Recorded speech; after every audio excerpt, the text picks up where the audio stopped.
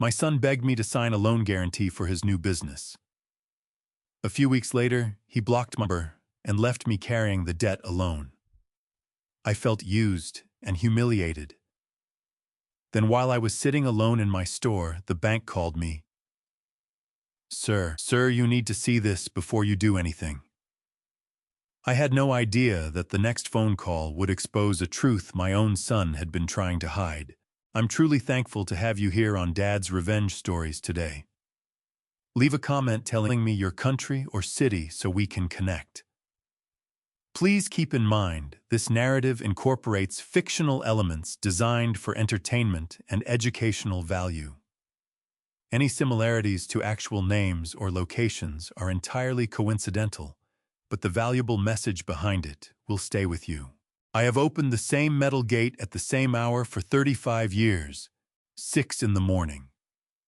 The sky over Pasadena still gray, the air still carrying that particular coolness that only Southern California mornings know how to hold before the heat of the day burns it off. I pull the gate up, listen to the familiar groan of the rollers, and step inside my store, the way a man steps into the only place in the world where he has always known exactly who he is. The store is not much to look at from the outside. A single-unit space in a covered market off Colorado Boulevard, tucked between a woman who sells handmade candles and an older gentleman who repairs small appliances. My sign reads Mercer Home Goods in block letters I painted myself back in 1991 when I could not yet afford to pay someone else to do it. The paint has been touched up 4 times since then. The letters are still mine. Inside, the shelves run floor to ceiling on 3 walls. Mixing bowls nested inside one another in graduated stacks. Cast iron skillets hanging from ceiling hooks I installed on a Tuesday afternoon in 2003 when my wife Linda handed me the drill and said, "Harold, if you put one more skillet on that shelf, the whole thing is coming down." She was right the way she was right about most things. I drilled the hooks. The skillets have hung there ever since. Linda passed 4 years ago this coming November. Pancreatic cancer, the kind that does not give you much time to argue with it. She was 63 years old. She had worked beside me at this store for 27 of our 31 years of marriage, and when she stopped coming in, the store got quieter in a way that had nothing to do with foot traffic or noise. I want you to understand who I am before I tell you what happened to me, because the kind of man I am is the reason it happened the way it did. I am 67 years old. I was born in Riverside, California, the second of 4 children. My father worked construction. My mother kept the books for a dry cleaning business on Van Buren Boulevard for 22 years. Neither of them had more than a high school education, and neither of them ever once made me feel like that was a ceiling. They made me feel like it was a starting point. I finished 2 years of community college, worked 3 years in a warehouse loading dock in Ontario, saved every dollar I did not need to survive. And in 1989, I rented this space with a handshake agreement and a cashier's check for 4 months of deposit. I sold kitchen towels and ceramic canisters and cheap aluminum colanders out of 2 folding tables. By 1994, I had real shelving. By 2001, I had paid off every dime of the small business loan I had taken to expand. By 2019, the mortgage on my house in East Pasadena was gone too. I am not telling you this to make myself sound like something I am not. I am telling you this because I need you to understand what 35 years of small, honest decisions look like from the inside. They look like a metal gate you open yourself at 6 in the morning. They look like paint you mix and letters you draw by hand, because the alternative is money you do not yet have. They look like a truck parked at the curb outside that store, a 1987 Ford F-150 that my wife rode in on our 3rd date, that she helped me change the back left tire on in the rain outside Barstow in 1993, that she sat in the passenger seat of for the last time on a Thursday in September, 2 weeks before she went into the hospital, and did not come home. That truck is parked outside right now as I tell you this. Or it was. I need to stop and say that again, so you understand what I mean by it. That truck was parked outside this store for the last morning. I can remember feeling like my life was still the life I had built. After that morning, things moved in a direction I am still trying to find the words for. And the person who set them moving was someone I had loved since the day he was born. My son Travis called me on a Tuesday evening in late February and asked if he could come by the house for dinner. Family dinner, he said. Nothing serious, he said. He had something he wanted to talk through with me and with his wife Amber, and he thought it would be better to do it in person. Nothing serious. I have spent a great deal of time since then thinking about those two words, and what it means that I did not hear them for what they were. A man who has something real to offer does not need to tell you it is not serious. He lets the thing speak for itself. But Travis said it with that particular warmth in his voice that he has always had, the kind of warmth that makes you feel chosen, included, trusted. And I was his father. I wanted to be all of those things for him, so I told him yes. I told him to come on over, and I would put something on the stove. I hung up the phone and stood in my store for a long moment, looking at the shelves Linda and I had built together, the skillets hanging from the hooks I had drilled at her instruction, the sign above the door with the letters I had painted by hand. I felt a quiet kind of pride that I have never quite known how to describe to anyone who has not built something the same way. I locked up, pulled the gate down, and walked out to the truck. I did not know it yet. Standing on that sidewalk on Colorado Boulevard in the last light of a February afternoon, but that dinner was not the beginning of something good for my son. It was the beginning of the worst thing that has ever happened to me. Travis and Amber lived in a 2-bedroom house in Arcadia, about 12 minutes east of me on a good traffic day, which in Los Angeles County means you budget 25 and consider yourself lucky if you make it in 18. I pulled into their driveway at 6:30 on a Friday evening in early March, and the first thing I noticed was the light. Every window in the front of the house was lit up warm. Not the flat blue of a television, but the amber glow of lamps, and I realized as I got closer, candles. I could see them through the living room window before I even knocked. 2 white tapers on the dining table already burning, already halfway down. Travis opened the door before I could ring the bell. Dad. He pulled me into a hug that lasted a full 3 seconds longer than our usual greeting. He smelled like the same cologne he had worn since he was 22, and he was grinning the way he used to grin on Christmas mornings when he was small. Come in, come in. Amber made that pot roast you like. Amber appeared from the kitchen doorway, wiping her hands on a dish towel, smiling wide. She was 36 years old, dark-haired, always put together in a way that made casual look expensive. Harold, perfect timing. Everything's just coming out. I want to tell you something about that moment, because it matters.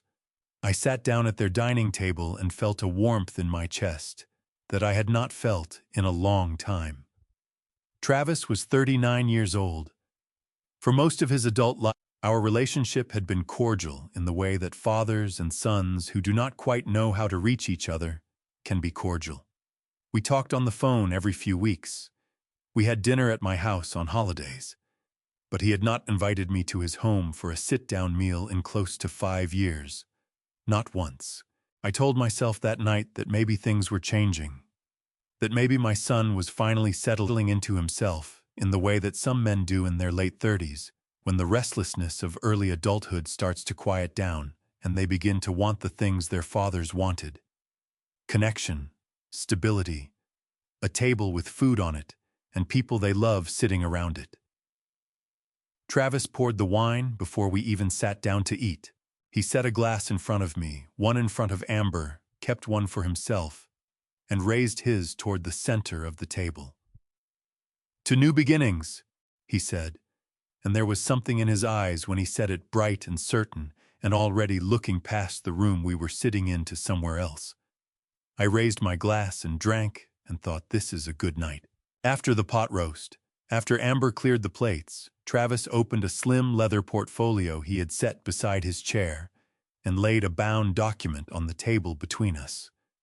32 pages printed clean with a color cover that read, Mercer Premium Home Goods Distribution Plan 2025. He walked me through it for 40 minutes. A curated line of high-end kitchen and home goods sold through an e-commerce platform he and Amber had been building for 6 months. Wholesale supplier relationships already in negotiation. Projected revenue in year 1, year 2, year 3 laid out in tidy columns. He had clearly worked hard on it. The numbers were specific. The language was confident without being reckless. We need a loan to get the inventory and warehouse space off the ground, Travis said, leaning forward with his elbows on the table. $380,000 through a commercial lender. We have enough for the down payment and operating costs, but the bank needs a personal guarantor with strong credit and clean assets. Someone whose name on the paperwork tells them this is real. He paused, and his voice dropped into something quieter. Dad, I wouldn't ask if I didn't believe in this completely. I just need you to co-sign the guarantee. That's all. You're not writing a check. You're just telling the bank that your son is worth believing in. A personal guarantee, I should explain, is a legal commitment in which an individual, in this case me, agrees to be personally responsible for a business debt if the borrowing party defaults. It means the lender can pursue your personal assets, your savings, your home, your property, to recover what is owed. The loan officer had explained this to me clearly when I reviewed the documents 2 weeks later. I nodded along as though I fully understood the weight of what I was agreeing to. I did not fully understand. I understand it completely now. That night, sitting at Travis and Amber's table with candle wax dripping and the last of the wine in my glass, I did not think about personal assets or default clauses. I thought about a boy who used to follow me through the market on Saturday mornings, pointing at everything and asking what it was for and how much it cost, and whether people really needed it. I thought about how much I had wanted for so many years for that boy to want something with his whole chest. He wanted something now, and he was asking me to help him reach it. Amber slid the signature pages across the table with a pen already uncapped. The stack was thick. I remember the weight of it in my hands, maybe 40 pages in total, with colored tabs marking the places I needed to sign or initial. I worked through them methodically, the way I work through anything I want to finish correctly. I did not read every line. I read the ones with tabs. What I did not read was page 29, a supplemental authorization clause embedded between a standard liability disclosure and a boilerplate arbitration agreement that granted the lender the right to initiate foreclosure proceedings on any real property listed as collateral, including my home and my store, if the business account missed 2 consecutive payment cycles. Amber had placed that page in the middle of the stack. I initialed the tab. I moved on. I drove home that night with the windows down and the radio on, and something close to happiness sitting in my chest, like a warm stone. I had done something real for my son. I had shown up the way fathers are supposed to show up. I did not know yet what was on page 29. I did not know yet that the leather portfolio had been assembled from documents stolen from a real distribution company where Travis had once worked as a contractor. I did not know that no supplier agreements existed. I did not know that the warehouse address on the business license led to an empty lot in Burbank with a for-lease sign rusting on the fence. I knew none of that. I just drove home through the Pasadena night, and for the first time in a long while, I felt like a father who had done right by his son. The first 2 weeks after I signed were good. Genuinely good, the kind of good that makes a man feel like he made the right call, even when the voice in the back of his head is still running the numbers. Travis texted me on a Monday morning 4 days after the dinner to say the loan had cleared preliminary approval and the lender was moving to final review. He used 2 exclamation points, which was more enthusiasm than I had seen from him in writing in years. I stood at my counter reading that message and felt the same warm thing in my chest from the night of the dinner. I typed back, "That's great, son. Keep me posted." I hit send and went back to work. He called that Sunday, told me they were in conversations with a warehouse space in Burbank, that Amber had been on the phone all week with a supplier out of Georgia who carried a line of cast iron cookware that Travis thought I would actually approve of, given my own inventory. He laughed when he said it. I laughed too. It was the kind of phone call I had wanted to have with my son for a long time, the kind where he talked about something with direction in his voice instead of just getting by. The second Sunday, the call was shorter, 20 minutes instead of 40. He was tired, he said. Busy week. A lot of moving parts. I told him that was how it went with new businesses, that the early weeks were always the hardest, and that Linda and I had eaten more peanut butter sandwiches in 1990 than I cared to remember. He said, "Yeah, I know, Dad." His voice had shifted slightly the way a radio station shifts when you drive past the edge of its range. Still recognizable. But something had gone slightly off the frequency. The third Sunday, he did not call. I waited until 7 in the evening before I picked up my phone and dialed his number. It rang 4 times and went to voicemail. His voice on the recording was confident and unhurried, the same voice he used in the dinner presentation, and I left a message that I am not proud of in its eagerness. "Hey, it's Dad. Just checking in. Hope everything's going well with the business. Call me when you get a chance. No rush." No rush. As if I had not been watching the clock since 5:30, he texted back 40 minutes later. "Busy week, Dad. Talk soon." That was it. 7 words. I told myself it meant nothing. New business, real pressure, 1,000 things demanding his attention at once. I had lived that myself. I knew what it felt like to be underwater with a venture in its early stages when every day brought 3 new problems, and you went to bed running calculations and woke up still running them. I gave him the benefit of the doubt the way fathers do, which is to say, I gave it to him so completely that I did not leave any for myself. By the 4th week, I had called him 7 times. 3 of those calls went to voicemail immediately, which meant his phone was either off or he had hit decline. 2 of them rang through to the standard automated message. 2 of them he picked up and spoke to me for less than 4 minutes each, his voice distracted and clipped, in the way of a man managing someone rather than talking to them. He said things like, "We're working through some logistics," and "I'll have a better update next week," and "Don't worry, Dad, I've got this." I stopped counting how many times he had said, "I've got this." On a Tuesday morning in early April, I drove myself to the warehouse address listed on the business license Travis had shown me during his presentation.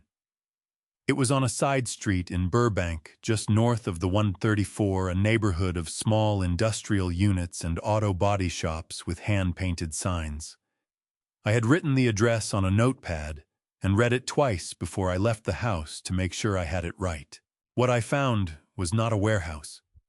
It was a concrete block building with a roll-up door painted the color of old rust and a chain-link fence across the front with a for-lease sign zip-tied to it. The sign had a phone number and the name of a property management company. There was a padlock on the gate that had not been touched recently enough to have any shine left on it. Weeds had come up through the asphalt in the strips along the fence line. There was no signage, no company name, no indication that anyone had operated anything out of that building in recent memory. I stood on the sidewalk with my hands in my jacket pockets for a long time. A truck from a catering supply company rolled past me without slowing. Somewhere down the block, an air compressor cycled on inside one of the auto shops and rattled steadily. The morning was bright and warm, the way Burbank mornings are in April, and I was standing in front of an empty building that was supposed to be the foundation of my son's future, and I could not make what I was seeing fit with anything Travis had told me. I drove back to Pasadena. I sat in my truck outside my store for 11 minutes before I went inside. Then I picked up my phone and called Travis. It rang twice. Then it went to a single flat tone and disconnected. Not voicemail, not a busy signal, a single tone, then nothing. I called again. Same tone, same nothing. My hands were not steady when I pulled the phone away from my ear and looked at the screen. The call log showed his name with a small icon I had not seen there before. It took me a moment to understand what the icon meant. When I understood it, I sat down on the stool behind my counter because my legs felt suddenly unreliable. My son had blocked his father's number. I sat on that stool behind my counter for a long time after I understood what the icon on my phone meant. 35 years I had run this store. I had negotiated with suppliers who tried to lowball me, weathered 2 recessions, kept the lights on, through the 6 months after Linda was diagnosed, when I was running on 4 hours of sleep and pure stubbornness. I had never once sat behind my own counter and felt like the floor had gone soft beneath me. That Tuesday morning in April, I felt exactly that. Like something load-bearing had been quietly removed, and the whole structure was only still standing out of habit. I did not cry. I want to be honest about that. What I felt was not grief yet. It was something colder and more disorienting, the feeling of reaching for a wall you have touched 10,000 times and finding nothing there. My son had blocked his father's number, not ignored a call, not let it go to voicemail. Blocked. The word kept turning over in my mind like a stone I could not stop picking up. I opened the store the next morning the same way I always did. 6 o'clock. Metal gate up. Lights on. I moved through the motions because motion was the only thing I knew how to trust. But my hands were not fully my own that morning. I knocked a stack of ceramic bowls with my elbow, reaching for the price gun, and caught 2 of them before they hit the floor, and stood there holding them against my chest. Breathing carefully, the way you breathe when you are trying not to come apart in a place where people can see you. Dorothy Calloway noticed. Dot runs the fabric and notions stall 3 units down from mine, has for going on 22 years. She is 61 years old, a broad-shouldered woman with reading glasses. She keeps on a beaded chain around her neck and a voice like a school principal who has seen everything and is no longer surprised by any of it. She and Linda used to swap coffee and complaints about slow Mondays. After Linda passed, Dot started leaving a cup on my counter without being asked 2 sugars the way I take it, without ever making a production of it. She came over at 9:30 that morning, leaned both forearms on my counter, and looked at me the way only someone who has known you for 20 years can look at you. Which is to say, she looked at me like she already knew something was wrong and was deciding how directly to say so. "Harold," she said, "you look like a man who slept about 45 minutes and spent the rest of the night arguing with himself." "I'm fine, Dot." "You're not fine. You knocked over your Fiestaware display, and you've been staring at that same invoice for 20 minutes without turning the page." She reached across and tapped the paper in front of me. "Talk to me." I told her about the blocked number. I told her about the empty building in Burbank. I did not tell her about the loan yet, because there are things a man needs to work up to even with people he trusts, and the full weight of what I had signed was still something I was carrying privately. Dot listened without interrupting, which for Dot requires visible effort. When I finished, she was quiet for a moment, pressing her lips together in a thin line. Then she said, "Harold, I need to tell you something, and I need you to hear it without deciding how you feel about it. until I'm done. Can you do that? I told her I could. About 3 weeks ago, she said. Maybe a week after you signed those papers, I was coming out of the parking structure on the east side around noon, and I saw Amber. She paused, watching my face. She was at the ATM outside the bank branch on the corner, and she had cash Harold. Not just walking around money. She was counting it at the machine, thick enough that she had to fold it to get it into her bag. I thought maybe it was nothing. People have cash.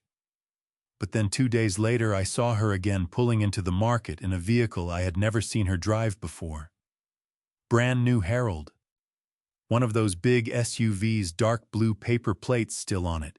My chest did something I did not have a name for in that moment. It was not quite pain.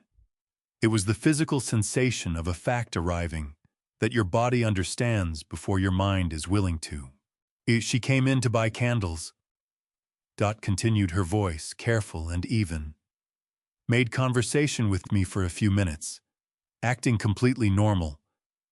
But I kept thinking about that cash and that vehicle, and I kept thinking Harold co-signed a loan for those two not 2 weeks ago, and something here does not sit right. She straightened up and looked me directly in the eye. I almost called you that same day. I talked myself out of it because I didn't want to be the woman who stirs a pot over nothing. But you're standing here looking like a man who already knows the pot is boiling, so I'm telling you now. My throat had tightened to the point where speaking required a deliberate effort. I asked her what kind of SUV.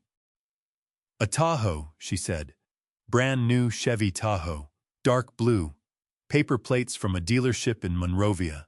I put both hands flat on the counter because I needed something solid under me. A new Chevy Tahoe starts at $58,000. The first loan disbursement had been processed within days of my signing. The timing was not coincidental. Nothing about any of this was coincidental. And standing there in my own store with Dot watching me, I felt the cold shape of that truth settle into my chest, like something that intended to stay. Harold. Dot reached across the counter and put her hand over mine. Her grip was firm and warm. That's not all. There's something else you need to know. What Dot told me next took about 4 minutes to say, and about 4 days to fully absorb. She had gone back to the parking structure the evening after she saw Amber with the new Tahoe and checked the timestamp on her phone's photo app. She had taken a picture that day, not of Amber, but of a vendor's flyer taped to a pillar, and the metadata confirmed the date. 3 weeks and 2 days after I had signed the loan paperwork. She showed me the photo on her phone, zoomed in on the timestamp in the corner, and I stood at my counter staring at it, the way a man stares at something he wishes he could unsee. I'm not trying to tell you what this means, Dot said carefully. I'm just telling you what I saw. I know, I said. My voice came out flatter than I intended. I know you are. She squeezed my hand once and went back to her stall, and I stood alone in my store for the rest of that morning, moving through the work by muscle memory alone. I rang up a woman buying a set of prep bowls. I helped an older gentleman find a replacement lid for a Dutch oven. I answered the phone twice, and both times my heart lurched before I saw the caller ID, and both times it was not Travis. The call I was actually waiting for came 2 days later. It was a Thursday morning, mid-April, and I was on my knees in the back of the store doing inventory on the lower shelves when my cell phone buzzed against my hip. I pulled it out and looked at the screen. A number I did not recognize. Los Angeles area code 626, same as mine. I almost sent it to voicemail. Something made me answer. Mr. Mercer. The voice was a woman's, measured and professional, carrying the particular careful tone of someone who has delivered difficult news before and knows exactly how much weight each word is about to carry. My name is Patricia Okafor. I'm a senior loan officer at Pacific Crest Commercial Bank, the Pasadena branch on Lake Avenue. We processed a personal guarantee on a commercial loan approximately 6 weeks ago, with you listed as the guarantor. I was the officer on that file. I straightened up slowly from my crouch on the floor, one hand on the shelf beside me for balance. I remember the loan, I said. Mr. Mercer, I'm calling because as the guarantor on this account, you have certain rights under the terms of the agreement, including the right to be notified when we identify irregularities in the account activity. She paused for just a moment, the kind of pause that is not hesitation, but precision, a woman choosing her next words, the way a surgeon chooses an instrument. I need to ask you to come into the branch in person. There are documents related to this loan that you need to review before you make any decisions regarding your financial position or your relationship with the primary borrowers. A personal guarantor under standard commercial lending law in California is considered a secondary obligor, meaning the bank has a legal obligation to notify you of material changes to the loan status, particularly when those changes may affect your personal liability. Pat Okafor was not calling me as a courtesy. She was calling me because the law required her to, and because what her team had found in that account apparently warranted a face-to-face conversation rather than a letter. Can you tell me what this is about? I asked. Is my son in some kind of trouble? Another pause, longer this time. Mr. Mercer, I would rather walk you through the documentation here at the branch than try to characterize it over the phone. What I can tell you is that the account activity we have been reviewing over the past 2 weeks has raised concerns significant enough that our risk management team has been involved. I did not want you to receive a formal written notice without having the opportunity to understand the full picture first. My free hand had found the edge of the shelving unit and was gripping it hard enough that I could feel the metal lip pressing into my palm. How soon do you need me there? I asked. As soon as you are able, she said. Today, if possible. I thanked her. I hung up. I stood in the back of my store for a moment with both hands at my sides and my eyes on the middle distance, looking at nothing in particular, feeling the specific physical weight of a thing you have been half expecting arrive all at once in your chest. It was not surprise, it was confirmation. And confirmation of something you feared is its own particular kind of terrible. I walked to the front of the store. I flipped the sign in the window from open to back in 30 minutes, which was the first time I had done that on a weekday morning in 11 years. I took my jacket off the hook behind the counter, the one Linda had bought me at a Pasadena street fair in 2017, brown canvas with a corduroy collar that she said made me look distinguished, and I said made me look like a history teacher. And we had argued about it happily for about 10 minutes in front of the vendor's table while he watched us with great patience. I put the jacket on. I locked the gate. I walked out to my truck and sat behind the wheel for 30 seconds with the key in my hand, not yet in the ignition. Then I started the engine and drove toward Lake Avenue, and whatever version of my life I had been living up until that moment began without my permission to close.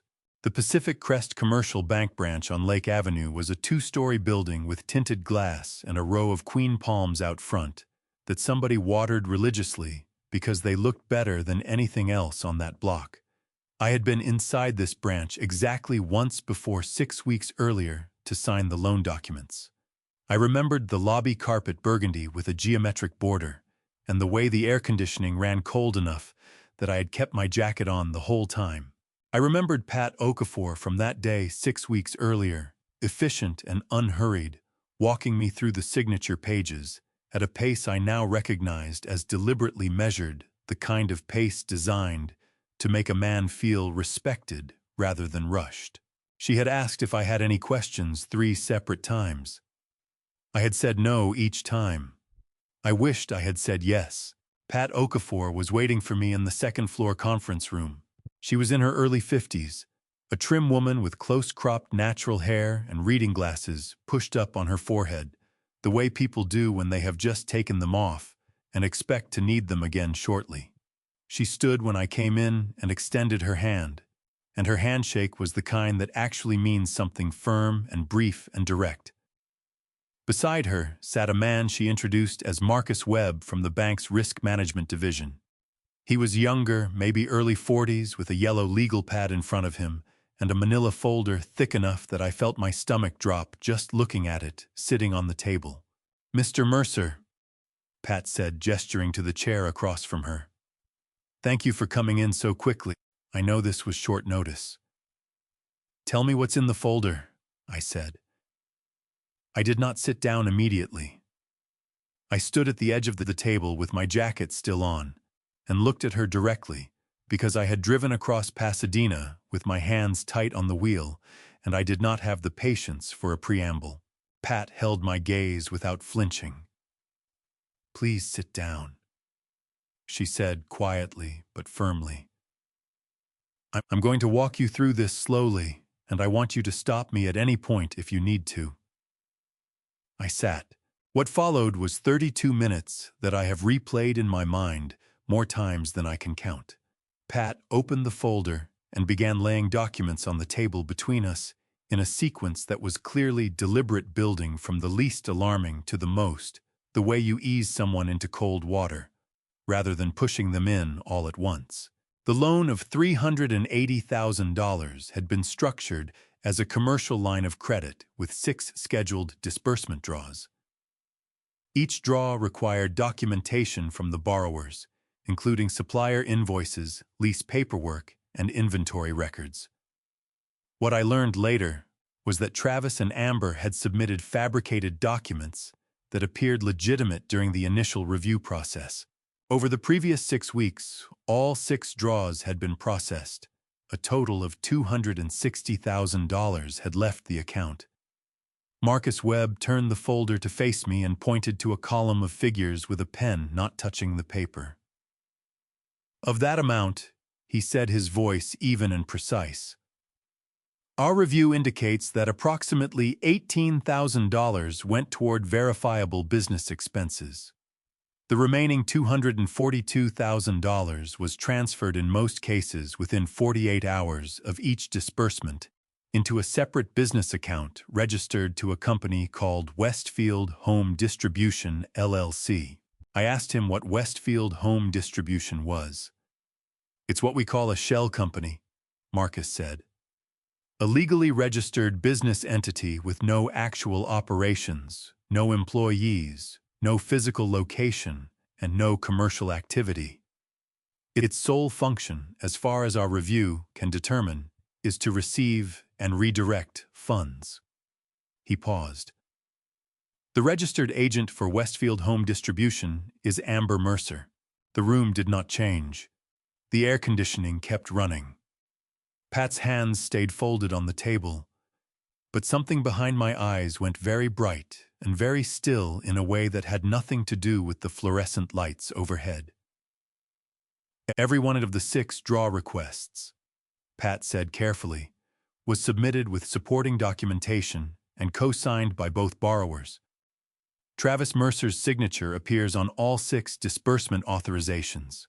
I heard myself ask from somewhere that felt slightly removed from my own body whether they were telling me my son had knowingly participated in this. "We are not in a position to make that determination," Marcus said. "What the documentation shows is that his signature authorized each transfer. What he understood or intended at the time he signed is not something our records can tell us." Pat slid one more page across the table. "Mr. Mercer, I need to direct your attention to page 29 of your original guarantee agreement. The supplemental authorization clause." I looked at the page. I recognized the format, the same font, the same layout as the rest of the document I had signed 6 weeks ago at this same bank. I read the clause twice. It stated clearly that if the associated business account defaulted, the guarantor's listed collateral, including residential property and commercial property, could eventually be placed at risk through legal collection and foreclosure proceedings.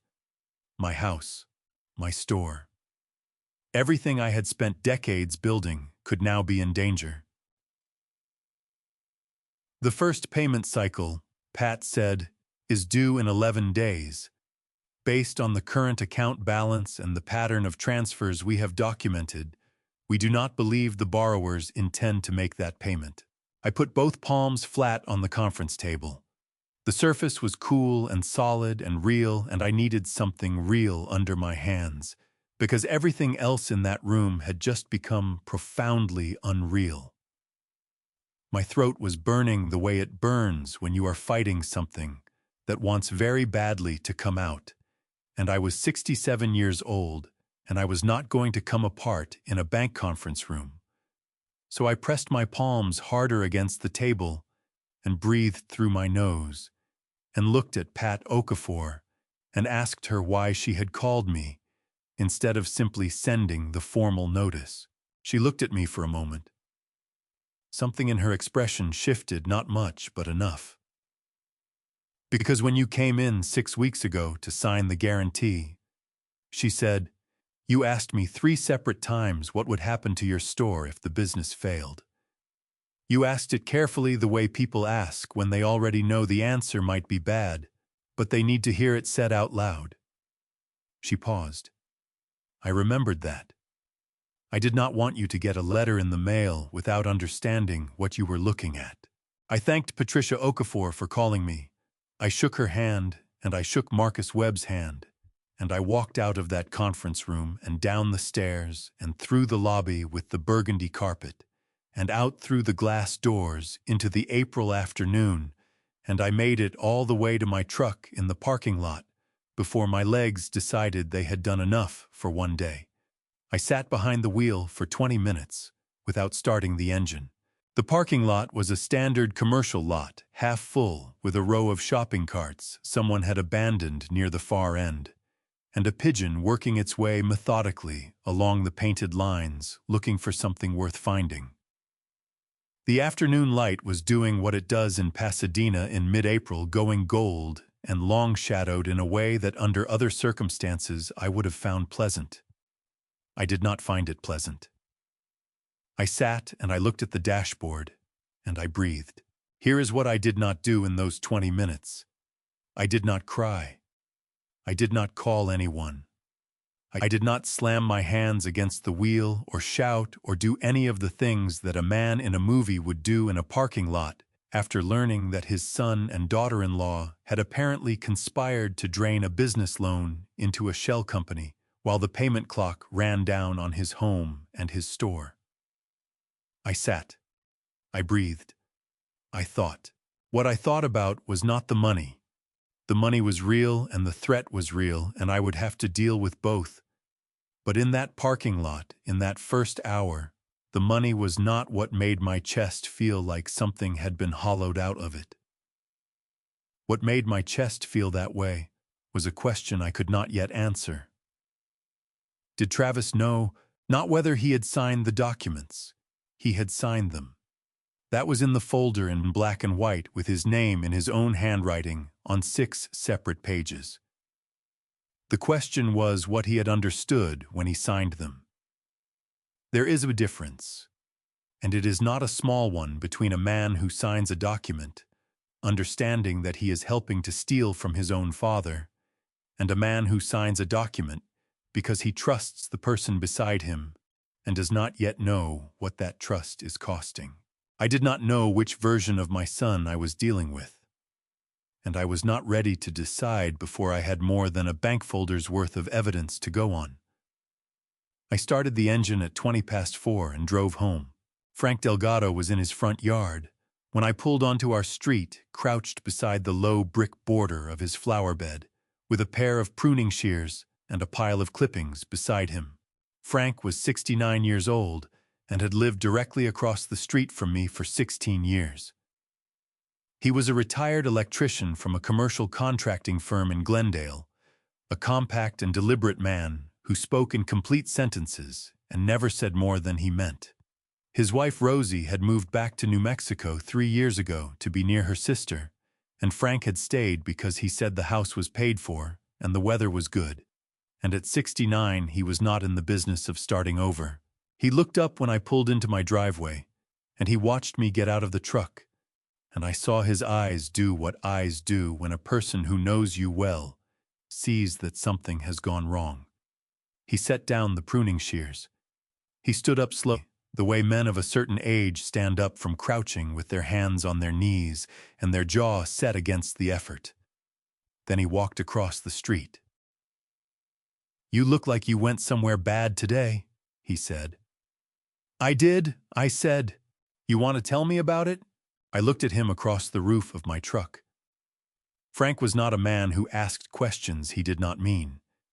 He had listened to me the night Linda's diagnosis came in, sitting at my kitchen table until 2 in the morning, without once checking his phone or suggesting I look on the bright side.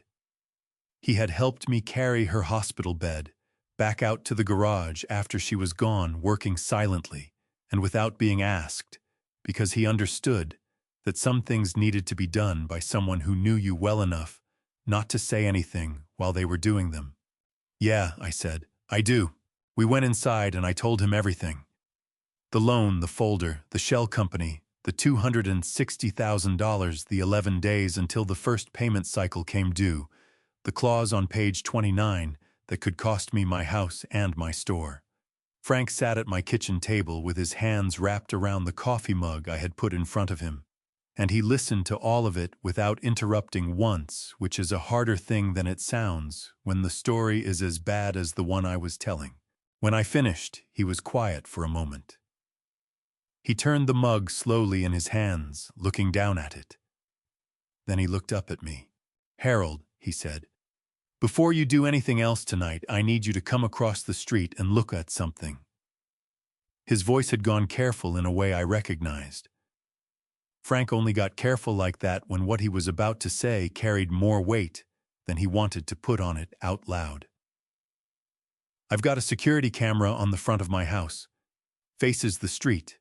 Covers most of your driveway." He set the mug down. "I think you need to see what's on it." My stomach went cold and heavy in a way that had nothing to do with the coffee. "How long does it record?" I asked. 60 days of rolling storage," he said. "Everything from the past 2 months is still on there." Frank's living room was the kind of room that tells you everything about the man who lives in it. A single recliner angled toward the television. A side table with a coaster and a ring stain where the coaster had not always been used. Bookshelves built into the wall on either side of the window, packed with the kind of books a man actually reads, rather than displays spines creased and pages dog-eared, and a few of them lying flat because they had been stacked horizontally to fit. On the mantel above the gas fireplace, a framed photograph of Frank and Rosie at what looked like the Grand Canyon, both of them squinting into the sun and grinning back when the distance between them was still measured in miles rather than years. Frank pulled a chair up to the desk in the corner, where his security system monitor sat a 16-inch screen connected to a compact DVR unit he had installed himself 3 years ago after a string of package thefts on our block.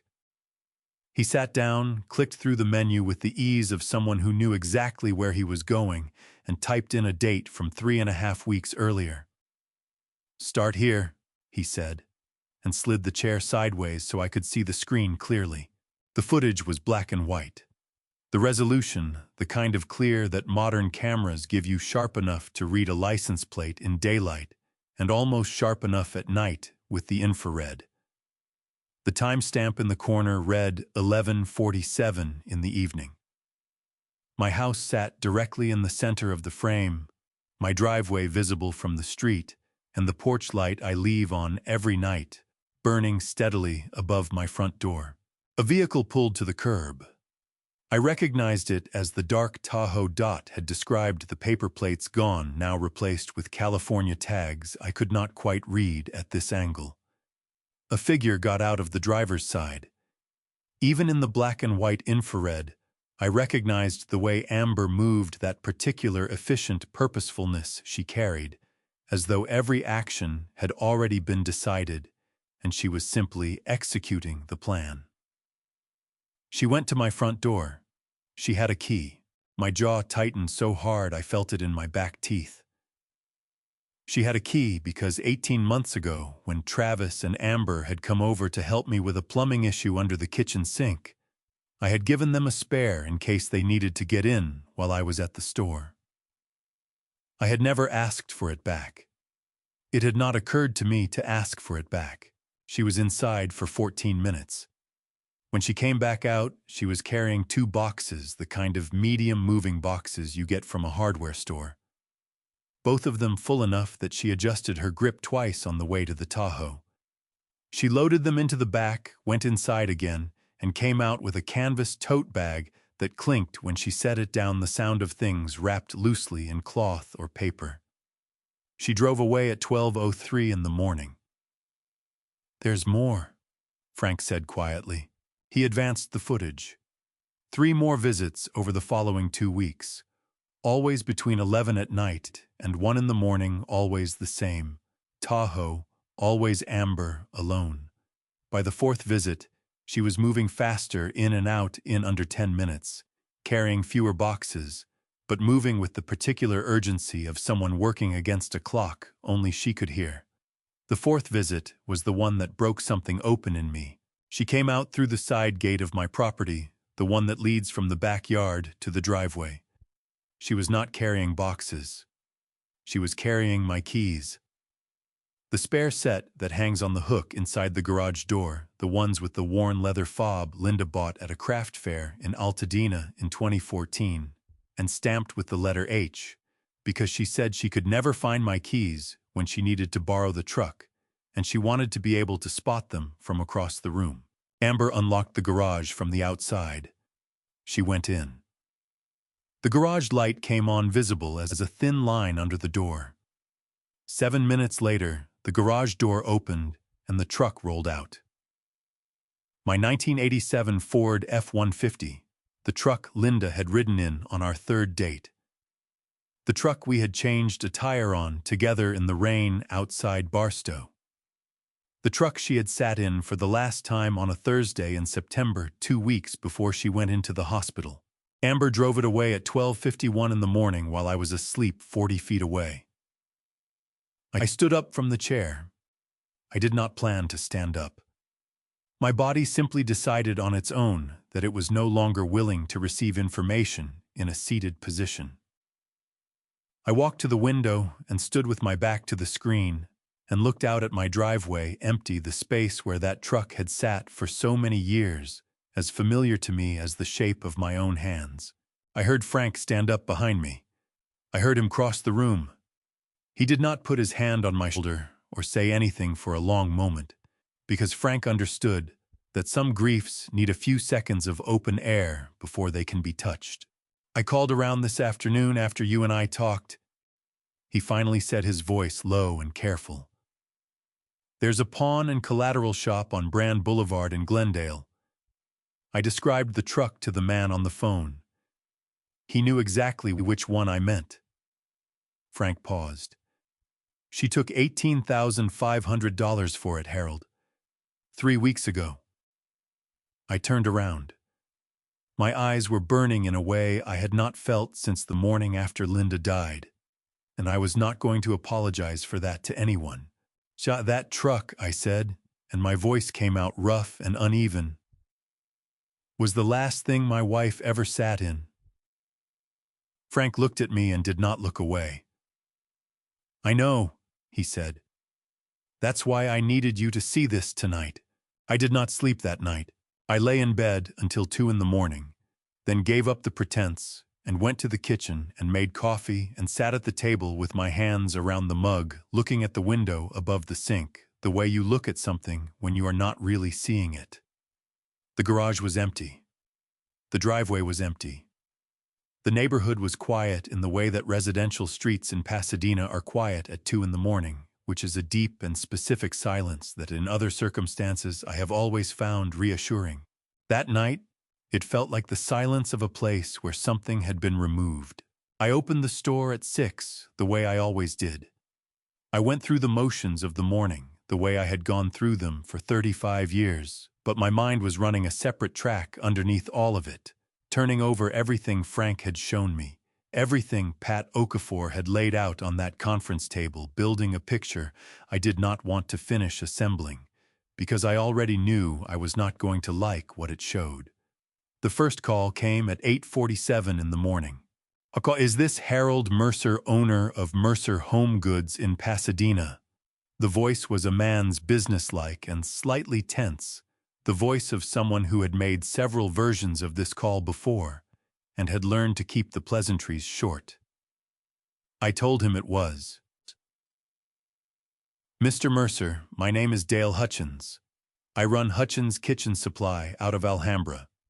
About 6 weeks ago, we received a purchase order for a commercial cookware package, $14,000 wholesale, and your store name was listed as the end buyer with net 30 payment terms. The order shipped to a warehouse address in Burbank. Payment was due last Friday, and we haven't received anything. I've called the number on the order twice and gone to voicemail both times." I gripped the phone hard enough that I felt the case flex slightly under my fingers. "Mr. Hutchins," I said, keeping my voice level, "I did not place that order. I have never spoken with your company before this moment." A pause on his end. "Sir, we have a purchase order with your business name, your store address, and what appears to be your signature on the authorization line." My signature, on a document I had never seen and never signed. I told him I would call him back within the hour. I had barely set the phone down when it rang again. A woman this time, Sandra Pell, representing a textiles supplier in Torrance, calling about an unpaid invoice for $6,200, also 6 weeks old, also shipped to Burbank, also bearing what she described as my signature and my store's letterhead. The third call came 11 minutes after the second. A man named Roy Carmichael from a small appliance distributor in El Monte. $4,800. Same story, same Burbank address, same signature that was not mine. I set my phone face down on the counter and stood very still for a moment. The store was quiet around me. Outside on Colorado Boulevard, a delivery truck was making its morning rounds, the hydraulic whine of its lift gate carrying clearly through the front window. A woman with a stroller slowed to look at my display of cast iron skillets through the glass, and then moved on. 3 calls, 3 suppliers, $25,000 in outstanding invoices bearing my name, and what they all believed to be my signature. What Travis had done, I understood now with a cold and settling clarity, was a form of identity theft. Under California Penal Code Section 530.5, using another person's identifying information without their consent to obtain goods, credit, or services is a criminal offense. Travis had taken my business name, my store's letterhead, my forged signature, and used them to establish trade credit with legitimate suppliers ordering inventory that was shipped to the Burbank address and almost certainly moved and sold before those suppliers ever thought to follow up on payment terms. The debt did not belong to me, but my name was on every page, and until proven otherwise, I was the one those suppliers were going to keep calling. I went to the back of the store and opened the filing cabinet where I keep copies of every business document going back to 1997. I pulled the folder marked photographs and found it without difficulty. The Christmas photograph from 2 years ago, the one Travis had asked me to take down from the wall and frame properly, because he said the tape was damaging it. He had offered to take it, to have it framed himself. He had brought it back a week later in a simple black frame that I had hung back in its place without examining it closely. What I had not examined closely was whether he had also scanned it first. I pulled the frame off the wall and looked at the photograph. It was the original, the colors slightly faded at the edges, the way photographs do when they are a few years old. Me standing in front of the store on a December morning, the holiday lights I string along the front awning every year blinking behind me, grinning like a man who believes in things. Travis had taken that image and placed it in a marketing document. my face, my store, my name beneath it in clean, professional type. Harold Mercer personally endorses this product line. Distributed under licensing agreement with Mercer Home Goods, Pasadena, California. I sat down on the stool behind the counter and held the photograph in both hands, and felt something that was not grief and not rage, but the particular exhaustion of a man who has just understood that the betrayal went back further than he thought and ran deeper than he had been willing to believe. Then I picked up the phone and called Kevin Strand. Kevin was a business attorney I had used twice in the past decade, once for a contract dispute with a supplier, and once when a landlord tried to renegotiate my market lease mid-term in bad faith. He was 44 years old, methodical and direct, with an office on South Lake Avenue 4 blocks from the bank, where I had sat across from Pat Okafor the day before. He picked up on the second ring. "Kevin," I said, "I need to see you today. I have a problem that is larger than I can handle by myself, and it got larger again this morning." "How large?" he asked.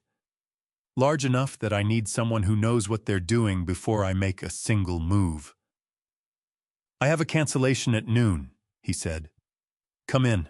I hung up and looked again at the photograph in my hands. My own face looking back at me from a document built to deceive people I had never met, in a scheme I had never agreed to, using a name I had spent 35 years trying to make mean something in this community. I put the photograph in my bag to take to Kevin. Then I opened the store and went back to work, because 35 years of mornings had taught me that the only thing worse than a bad day is a bad day where you also stop doing your job. I was behind the counter at 11:15, 45 minutes before I needed to leave for Kevin's office, when my phone buzzed with a text message from a number I did not recognize. The message was 4 lines. "Harold, before you do anything stupid, understand that we are prepared. You have been making noise with suppliers and asking questions at the bank. We know. There is something you need to hear before you make a decision. You cannot walk back. Listen to the file attached. Then think carefully about your next move." Attached to the message was an audio file, 41 seconds long. I stood at my counter and pressed play. The first voice I heard was my own. It took me a moment to place it, the way you sometimes hear a recording of yourself and need a beat to recognize the particular flatness of your own voice coming back at you through a speaker. But it was mine. My cadence, my phrasing, the way I run words together slightly when I am being casual and affectionate. And the words themselves were words I remembered saying, because I had said them on a Tuesday evening in October, during a birthday call to Travis, when he had mentioned that things were tight, and I had laughed and said what fathers say when they want their sons to feel loved and provided for. "Whatever you need, just take it. It's all going to be yours anyway. You know that, right?" On the recording, my voice said those words clearly, and then the file ended. There was no context. No Travis's voice asking a question before mine answered. No laughter, no tone of a casual birthday phone call between a father and son who were still at that point on speaking terms. Just my voice isolated and reframed, saying 8 words that in their original context had meant one thing, and in this new arrangement meant something else entirely. My hands were not steady when I lowered the phone. A second text arrived 30 seconds later from the same number. "You gave your blessing in your own words. Any bank or attorney will hear this before they hear your version. If you push forward with whatever you are planning, this file goes to Pacific Crest, to the suppliers you have been calling, and to anyone else who needs to understand that you authorized this arrangement voluntarily. Your option is simple. Satisfy the remaining loan balance yourself, and this goes away. Make noise, and it gets complicated for everyone, especially you." I read the message twice. Then I set the phone down on the counter, face up, and looked at it the way you look at a thing that has just shown you exactly what it is. What Amber had sent me was under California law textbook extortion. California Penal Code Section 518 defines extortion as the obtaining of property or action from another person through the wrongful use of fear induced by a threat. Threatening to distribute a damaging recording unless the target pays money or refrains from legal action is precisely what the statute is designed to address. The threat did not make her position stronger. It made her exposure significantly worse. But I did not know that standing at my counter at 11:15 in the morning. What I knew was that my own voice had been used against me, and that the people who had done it were confident enough to do it openly, which told me they either believed it would work or they were panicking badly enough that they had stopped thinking clearly. I thought about the birthday call.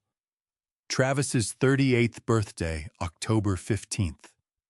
I had called him in the late afternoon, and we had talked for 22 minutes, and at some point he had mentioned that business was slow, and I had said what I said, the way I had said versions of it his entire adult life. Because that is the language fathers use when they want their children to know they are not alone. It had not been a legal statement. It had not been a contract. It had been a father talking to his son on his birthday. Travis had recorded it, or Amber had.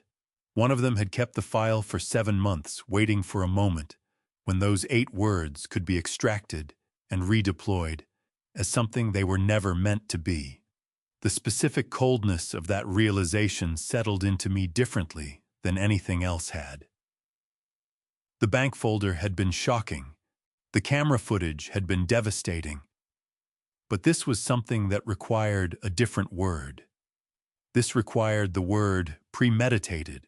I picked up my bag, put the phone in my jacket pocket, locked the front gate of the store, and walked to my truck.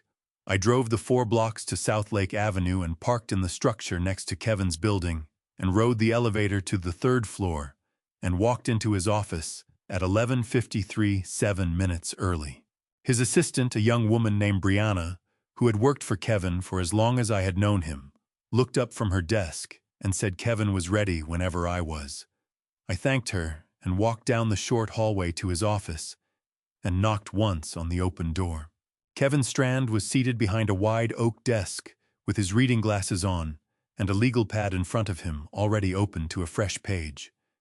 He was 44 years old, compact and clean-shaven, with the kind of face that did not show much, but that you learned over time was processing everything. He had represented me well in both previous matters because he listened longer than most people were comfortable listening before he said anything. And what he said when he finally spoke was usually the thing that needed to be said. He looked up when I came in, read something in my face, and gestured to the chair across from him. "Sit down, Harold," he said. "Tell me all of it. Start from the beginning, and don't leave anything out." I sat down. I took a breath. And for the second time in 2 days, I told the whole story to someone who needed to hear it, except this time, the person across the table from me was not a loan officer doing her legal duty. He was the closest thing I had to a weapon. Kevin Strand did not interrupt me once in the 40 minutes it took me to tell him everything. That is a rarer quality than it sounds. Most people, when they are hearing a story that disturbs them, will interrupt with questions or reactions or small sounds of sympathy that are really just ways of inserting themselves into the telling. Kevin sat with his pen resting on his legal pad and his reading glasses pushed up on his forehead, and he listened the way a man listens when he is building something in his mind, from the materials you are giving him, sorting and stacking and cross-referencing, without showing any of it on his face. I told him about the dinner, the loan, the signature pages. I told him about the blocked number and the empty warehouse in Burbank. I told him what Pat Okafor had shown me at the bank, the $260,000, the shell company, the 6 draw authorizations bearing Travis's signature. I told him about Frank's camera footage and the truck and the $18,500. I told him about the 3 suppliers and the forged signature on the purchase orders and the photograph Travis had taken to have framed and had instead used to build a false endorsement. I put my phone on his desk and played him the 41-second audio file, and then read him both of Amber's text messages, word for word. When I finished, Kevin picked up his pen. He wrote 4 lines on the legal pad, looked at them, then looked at me.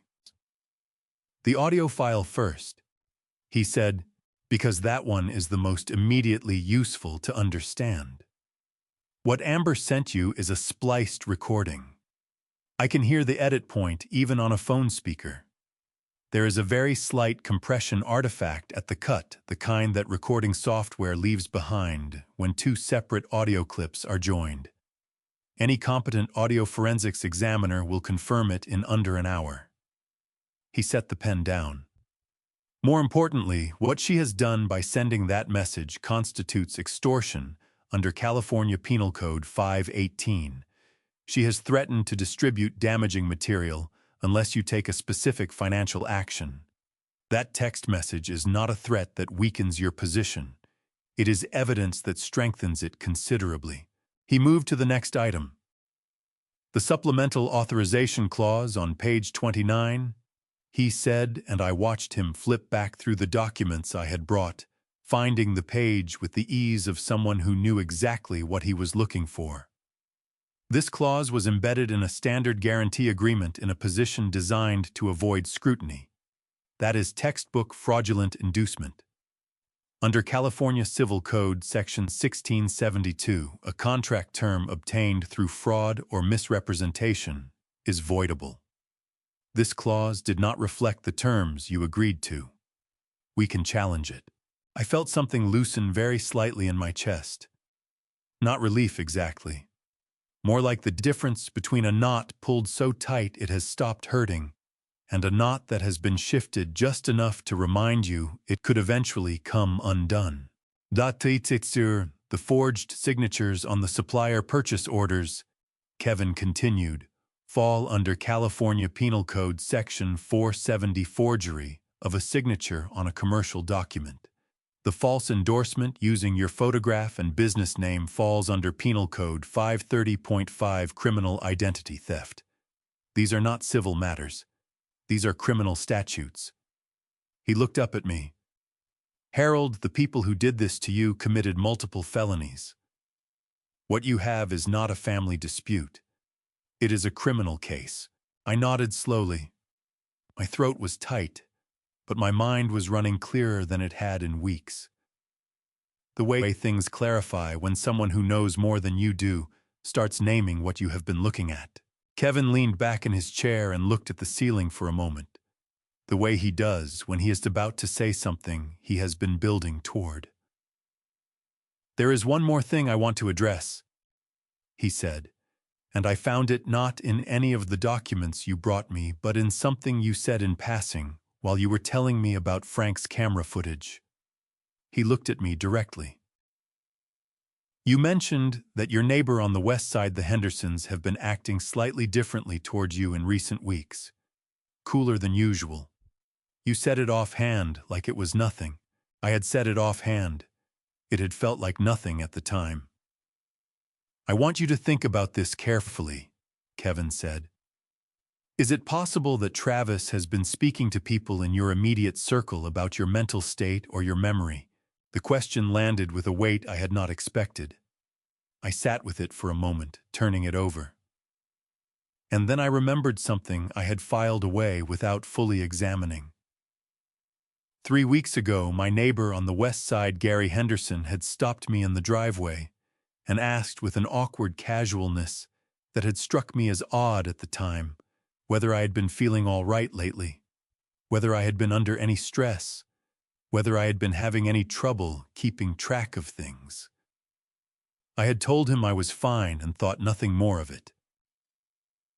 Travis told people I was losing my memory, I said. It was not a question. Oh, I believe so, Kevin said. It is a common defensive maneuver in fraud cases where the defrauded party is older.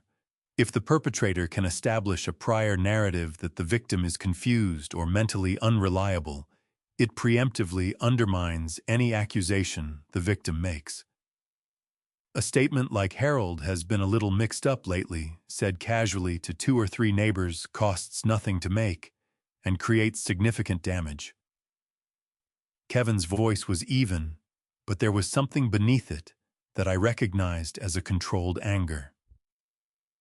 It is also, if made to a financial institution or law enforcement, potentially actionable as defamation. I sat in that chair and felt the full shape of what had been built around me. Not just the loan, not just the money. A structure designed to take everything from me and leave me without the credibility to explain what had happened. "Kevin," I said. "What do I do?" He picked up his pen. "You do nothing impulsive," he said. "You collect what you have and you add to it methodically. Frank's footage, the supplier records, the bank documentation, the audio file and the text messages from Amber." He wrote as he spoke, each item going onto the legal pad in his small, precise handwriting. "And you find your son before you do anything else, because there is a difference between what Travis did and what Amber did, and that difference may matter a great deal depending on how this unfolds." He looked up at me over the top of his glasses. "Where is Travis right now?" he asked. "I don't know," I said. "Then that," Kevin said, "is the first thing we find out." Kevin worked fast when he had something to work toward. By the following Monday, he had subpoenaed the business registration records for Westfield Home Distribution, LLC, through the California Secretary of State's office, a process that under California law can be expedited when there is documented evidence of ongoing financial harm to a third party. What came back in those records included not just Amber's name as registered agent, but a secondary business address, a self-storage facility on Winona Avenue in Burbank, listed as the operational mailing address for the company. Kevin called me at 8 in the morning on a Tuesday in early May and read me the address over the phone. "I want you to come with me," he said. "Don't go alone, and don't call anyone before we get there." We drove to Burbank in Kevin's car, a gray sedan that smelled faintly of dry cleaning and coffee, the kind of car that announces nothing about the person driving it, which I had always thought suited Kevin perfectly. He wore a jacket and carried his briefcase and looked like a man on his way to a routine appointment, which I understood was intentional. The storage facility on Winona Avenue was the kind of place that exists in every mid-sized industrial neighborhood in the San Fernando Valley. A single-story complex of corrugated metal units behind a keypad gate, each unit numbered in black paint, on a white square above the roll-up door. The manager's office sat just inside the entrance, a small room with fluorescent lighting and a desk behind a plexiglass window and a bulletin board covered in rental policies and emergency contact numbers. The manager on duty was a heavy-set man in his 50s named Garrett, who had the particular tired patience of someone who had seen every variety of human complication walk through his gate and had long since stopped being surprised by any of it. Kevin introduced himself, presented his bar card and a copy of the legal documentation establishing my status as a party of financial interest in Westfield Home Distribution, LLC, and explained that we needed to know the current status of the unit registered to that company. Garrett looked at the paperwork for a long moment. Then he looked at Kevin. Then he looked at me. "That unit was vacated," he said. 11 days ago. Renter cleared it out over 2 nights. Left it broom clean, which they are required to do per the rental agreement, so there was nothing to hold them for." He turned to his computer and clicked through a few screens. "Unit was registered to a Westfield Home Distribution, paid month to month in cash. No forwarding address on file." Kevin asked whether Garrett had any documentation from the time the unit was active. Receipts, access logs, anything that recorded what had been stored or moved through it.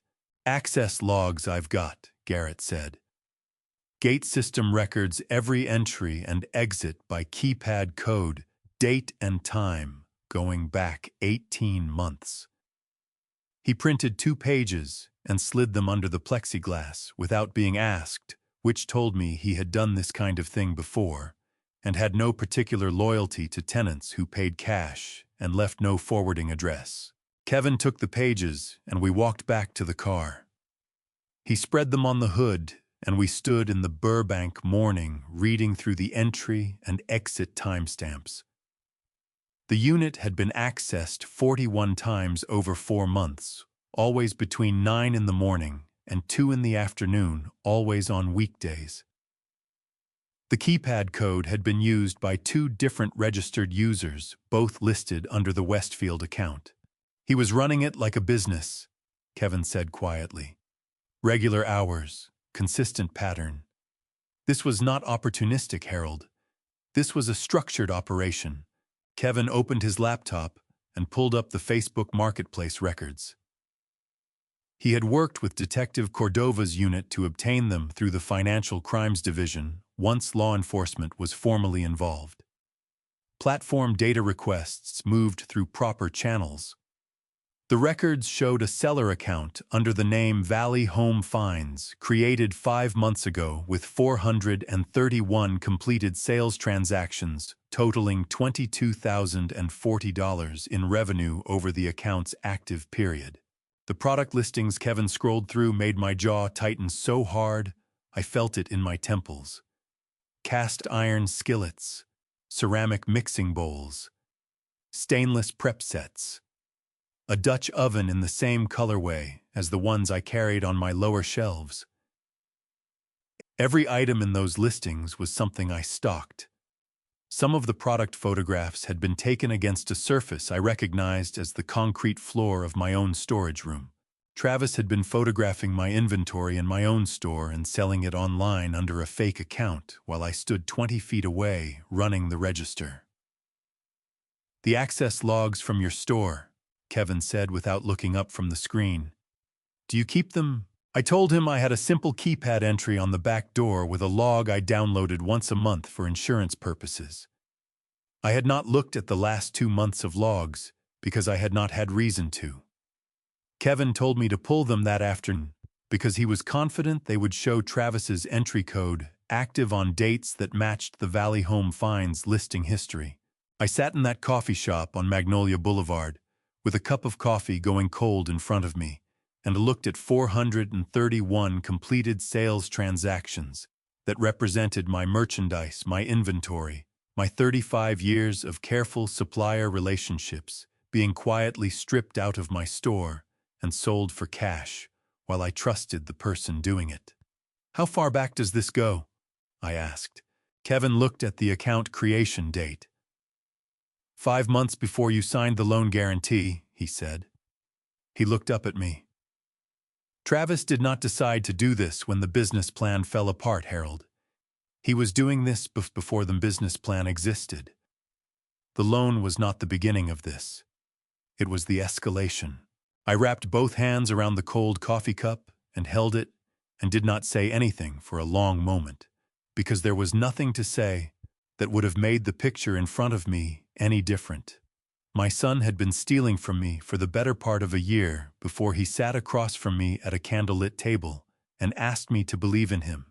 Before I reveal the intense confrontation and the unvarnished truth at the resort, if you're still following every moment here on Dad's Revenge Stories, drop a comment with the number 99 down below so I know you're still here with me.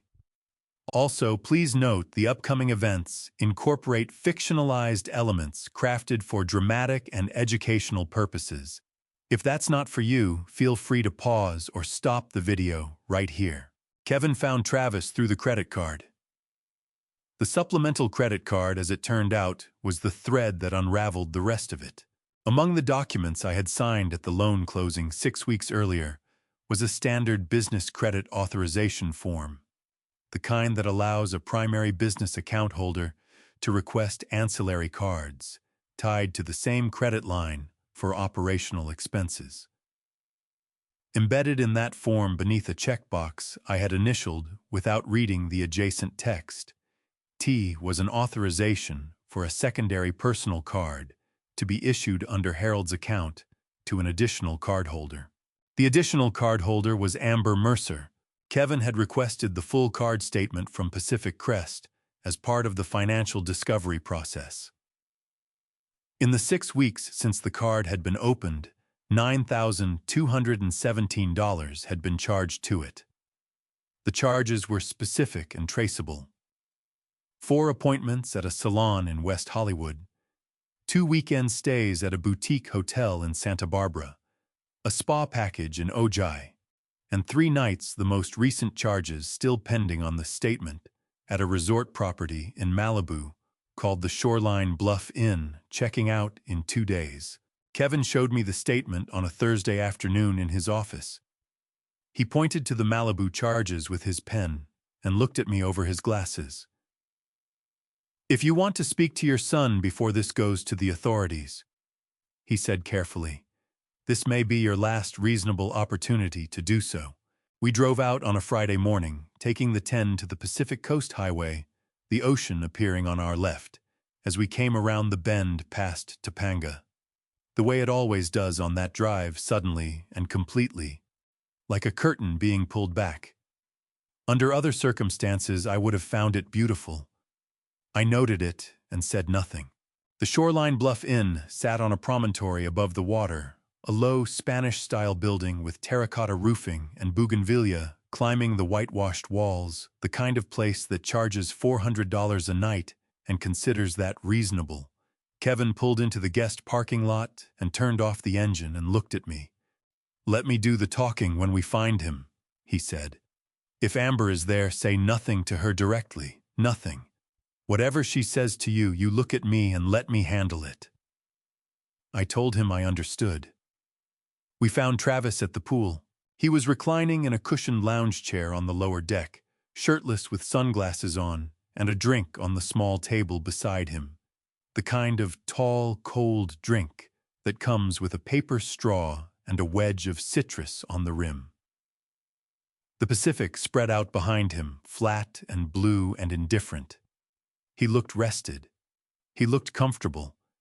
He looked like a man who had not blocked his father's phone number 6 weeks earlier and left him standing in a store on Colorado Boulevard, holding a phone that had just made a single tone and gone dead. He saw us coming when we were still 20 feet away. I watched his face behind the sunglasses, the slight forward movement of his body, the way his hand moved toward the drink, and then stopped. He did not stand up. "Dad," he said. His voice was careful and controlled in a way that told me the surprise had lasted about 1 second, and the calculation had started immediately after. "Travis," I said. Kevin stepped slightly forward, positioning himself between us in a way that was subtle enough not to seem aggressive and deliberate enough to be unmistakable. "Travis," he said, "my name is Kevin Strand. I'm an attorney representing your father's interests. We're not here to cause a scene. We just need a few minutes." Travis looked at Kevin. He looked at me. He reached for his drink and took a slow pull through the paper straw, and I stood there watching my 39-year-old son take a leisurely sip of a poolside cocktail purchased with a credit card opened in my name, and I kept my hands at my sides and my face neutral because Kevin had told me to, and because I was 67 years old, and I had been through harder things than this, and I was not going to give either of them the satisfaction of watching me come apart in a resort parking deck. Then Amber appeared. She came from the direction of the hotel entrance wearing sunglasses and a cover-up carrying 2 more drinks on a small tray, the way guests sometimes did at these kinds of places, and she stopped when she saw us. She looked at Kevin. She looked at me. And then she set the tray down on the nearest table with a deliberateness that suggested she had already decided how this conversation was going to go, and she looked at me directly and said the thing that I have thought about every single day since. "Harold." Her voice was level and almost bored, the voice of a woman who had rehearsed this moment and found it less dramatic than anticipated.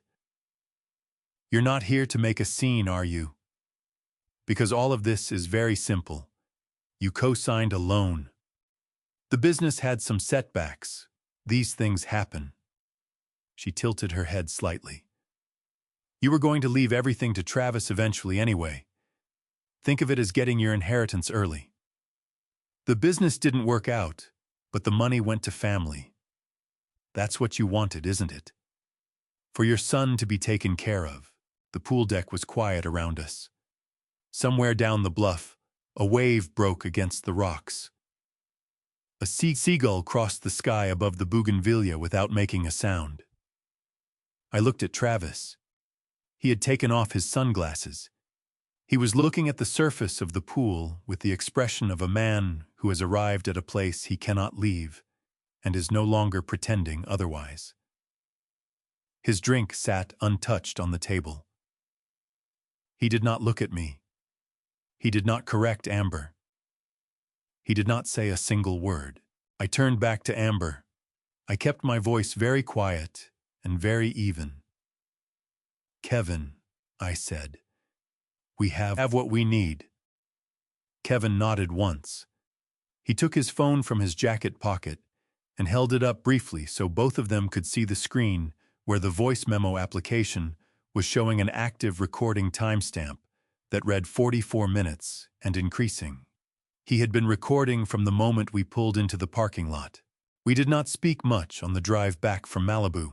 Kevin kept both hands on the wheel and his eyes on the Pacific Coast Highway, and I sat in the passenger seat and watched the ocean through the window, the way you watch something when you are not really seeing it, but need something large and indifferent to rest your eyes on. The water was flat and silver in the afternoon light. A pelican flew low along the shoreline, unhurried, following the edge of the land, the way things do when they have no reason to change direction. I kept thinking about Travis's face when he took off his sunglasses, not the face he wore when he saw us coming, not the careful, calculated expression that had assembled itself in the 1 second between recognition and response. The face underneath that one, the one that had lasted maybe 2 seconds before the calculation took over. It was the face of a man who had been found somewhere he knew he should not be, and who understood in that brief, unguarded moment exactly what had been lost. I had seen that face once before when Travis was 11 years old, and I had come home early from the store to find him and a friend going through the change jar on my dresser. He had looked at me then the same way he looked at me on that pool deck. Not defiant, not sorry, just caught. He had been 11 years old then. He was 39 now, and he had still not said a word. Kevin's phone buzzed twice on the center console as we passed Topanga. He glanced at the screen and said nothing. It buzzed a third time before we reached the intersection at Malibu Canyon Road, and Kevin reached over and turned it face down without looking at it again. "Amber," I asked. "Texts," he said. "I'll read them when we're parked. Don't look at your own phone until I've seen them first." We pulled off at a gas station in Pacific Palisades. Kevin read the messages while I went inside and bought 2 bottles of water from a refrigerator case near the register, because I needed something to do with my hands, and my mouth had been dry since we left the resort. When I came back out, Kevin was standing beside the car with his phone in one hand, and the expression he wore when something had confirmed what he had already suspected. "She sent a video clip," he said. 40 seconds. It's from the pool deck today." He turned the phone to show me. The clip was shot from Amber's angle, which meant she had been recording on her own phone from the moment she set the drink tray down. The framing cut off Travis entirely and showed only me from the chest up at the moment when I had spoken. My voice on the recording was raised. Not shouting, but elevated the particular volume a person reaches when they are controlling anger at close range, and the control is imperfect. In the clip, stripped of Amber's preceding words, stripped of Kevin's presence, stripped of everything that explained why I was standing on that pool deck. At all, I looked like an agitated older man confronting 2 people who appeared calm. Amber's accompanying message to Kevin's number, which she had apparently obtained from the loan documents where Kevin was listed as my legal representative, read as follows. Your client became aggressive and threatening at a private resort where we are guests. We have this on video. If he continues to pursue this matter, we will file a restraining order and submit this footage to Pacific Crest Bank as evidence of his instability. Advise him accordingly. Kevin looked at me over the roof of the car. She filmed you on purpose, he said. She set the tray down and started recording before she said a word to you. Everything she said after that was designed to provoke a visible reaction. Did she get one? I asked, though I already suspected the answer. Your voice went up, he said. Briefly, not much, but enough to be useful on a 40-second clip without context. He paused. It doesn't matter. Here is what matters. He held up his own phone. My recording runs 44 minutes and captures everything, including Amber's statement about the inheritance, her characterization of the loan funds as a deliberate transfer to family, and the specific language she used to describe your role in it. Her 40-second clip is a fragment. My 44 minutes is a document. In California, recording a conversation in a public or semi-public space, such as a hotel pool deck, where there is no reasonable expectation of privacy, does not require the consent of all parties. Kevin's recording was entirely lawful. Amber's clip, by contrast, had been taken with the intent to manufacture a misleading impression for use in a legal proceeding, which potentially constituted evidence tampering under California Penal Code, Section 135. Kevin typed a brief reply to Amber's message as we stood in the gas station parking lot in Pacific Palisades. He showed it to me before he sent it. It read, Noted. My client looks forward to the opportunity to provide the complete audio record of today's conversation in any proceeding where it becomes relevant. He pressed send. We got back in the car. She made a mistake, Kevin said, pulling back onto Sunset Boulevard. Aggressive people with a plan usually do at some point. They get confident and they overcorrect, and they hand you something. He glanced over at me briefly. He handed us something today, Harold. The inheritance statement alone is significant. Combined with everything else we have built over the past 2 weeks, we are no longer in a defensive position. I held the water bottle in both hands and looked straight ahead through the windshield at the road unrolling in front of us, the familiar streets of West Los Angeles giving way to the familiar streets of Pasadena. The city I had lived in for 35 years. The city where my store was, where my house was, where my truck should have been sitting in the garage. I thought about Travis's face one more time. The 2 seconds before the calculation. Then I set it aside.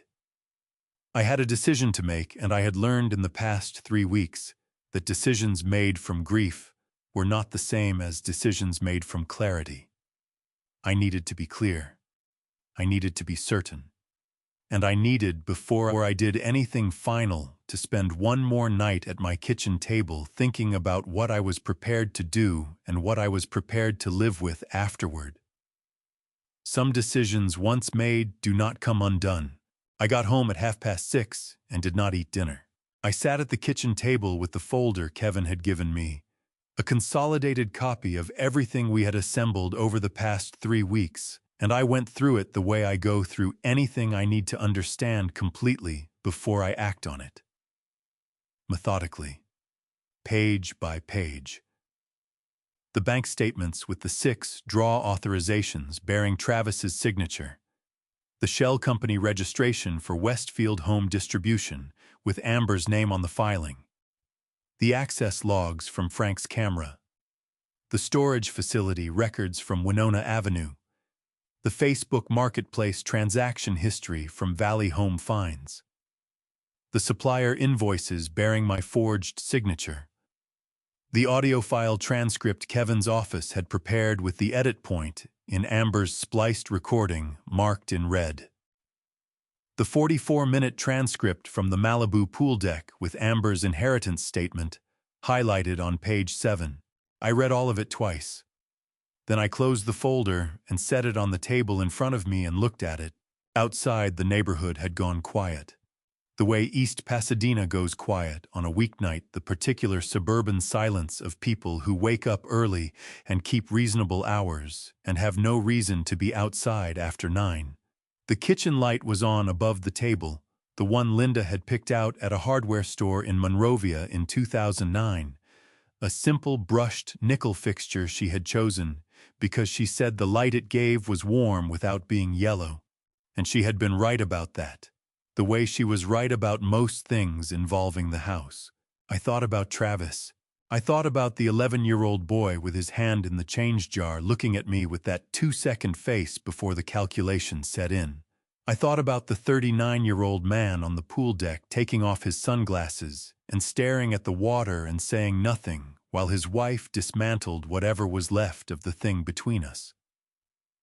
I thought about whether those two people were the same person, or whether the first one had at some point become the second one, and whether there was a moment I had missed when that happened, some turning point I had walked past without recognizing it. I did not have an answer. I was not sure there was one. What I had instead was a folder on my kitchen table and a decision that needed to be made before morning, because Kevin had told me that the window for cooperative engagement with Pacific Crest Bank's fraud division was narrow, and that every day we delayed gave Travis and Amber more time to move assets, establish narratives, and complicate the evidentiary picture we had spent 3 weeks building. The clock above the stove read 2:14 when my phone lit up on the table beside the folder. The name on the screen was Caroline. Caroline Mercer Hayes was my daughter. She was 34 years old, the younger of my 2 children by 5 years, and she worked as a community outreach coordinator for a nonprofit health organization in Pasadena that served uninsured and underinsured patients in the eastern San Gabriel Valley. She had wanted to work in community health since she was 19 years old, when she volunteered at a free clinic in Boyle Heights during a summer program, and came home and told me at this same kitchen table that she had found the thing she was supposed to do. I had not been enthusiastic. I want to be honest about that. I had wanted her to go into business or law or something that would give her financial stability in a way that community nonprofit work, in my experience, did not reliably provide. We had disagreed about it with the particular stubborn politeness of a father and daughter who love each other and have completely opposite ideas about what that love requires. She had gone ahead and done it anyway, the way children do when they know who they are. And she had been doing it for 15 years, and she was good at it, and she had never once asked me to apologize for not believing in it from the start. She had also never asked me for money. Not once. Not for her wedding to Scott Hayes 4 years ago, not for the house they were buying on installment in Altadena, not for anything. I picked up the phone. "Caroline," I said. "Dad." Her voice was careful and warm at the same time, the way her voice always was when she was trying not to alarm me with something. "I know it's late. Dot called me this afternoon. She told me enough that I've been sitting here for 4 hours trying to decide whether to call you or wait until morning." I closed my eyes for a moment. Dot Calloway, who had been leaving coffee on my counter for 4 years, and who had stood across her stall and watched my world come apart piece by piece over the past 3 weeks, and had apparently decided that keeping Caroline uninformed was no longer something she was willing to do. I was not angry about it. I was grateful in a way that made my throat tight. "She told you about Travis," I said. "She told me what she knew," Caroline said, "which sounds like it's only part of it." A pause. "Dad, I'm not calling to tell you what to do. I know you well enough to know that you've already thought through every version of this more carefully than most people think through anything. I just need you to know that whatever you decide, Scott and I are here. Whatever it costs. whatever it looks like on the other side of it. Her voice stayed steady, but I heard the effort underneath the steadiness, the particular effort of a person keeping themselves controlled because they have decided that what you need right now is their calm, rather than their fear. You don't have to carry this by yourself. I sat at the kitchen table at 2 in the morning in the light Linda had chosen and looked at the folder in front of me and felt something loosen in my chest that had been pulled tight for 3 weeks. "I'm going to the police in the morning," I said. It was the first time I had said it out loud, and saying it made it real in a way that thinking it had not. Caroline exhaled slowly. "Okay," she said. "Do you want me to come with you?" "No," I said. "But thank you for calling, Dad." Her voice softened. "You spent 35 years building something honest. Don't let anyone take that from you. Not even family." I held the phone for a moment after we hung up. Then I put it face down on the table, stood up, and went to bed. I slept 4 hours, which was more than I expected, and exactly enough. I was dressed and out the door by 7:15. Kevin met me in the parking lot of the Pasadena Police Department on Garfield Avenue at 8 o'clock, exactly carrying his briefcase and a cup of coffee he handed to me without being asked. We walked in together through the front entrance, and I told the desk officer I needed to speak with someone in the financial crimes unit. She made a phone call, and we waited 11 minutes on a bench near the window, and then a detective named Ray Cordova came out and introduced himself with a handshake that told me he had been doing this long enough to know when someone sitting in his lobby was not wasting his time. We sat across from Detective Cordova in a small interview room for 2 hours and 40 minutes.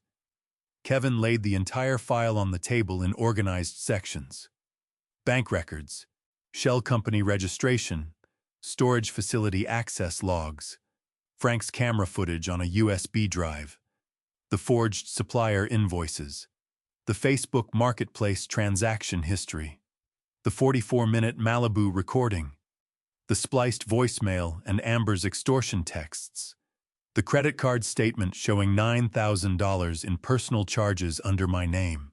Cordova took notes in a small spiral notebook and asked precise questions and did not react visibly to anything which I had come to understand was the professional version of taking something seriously.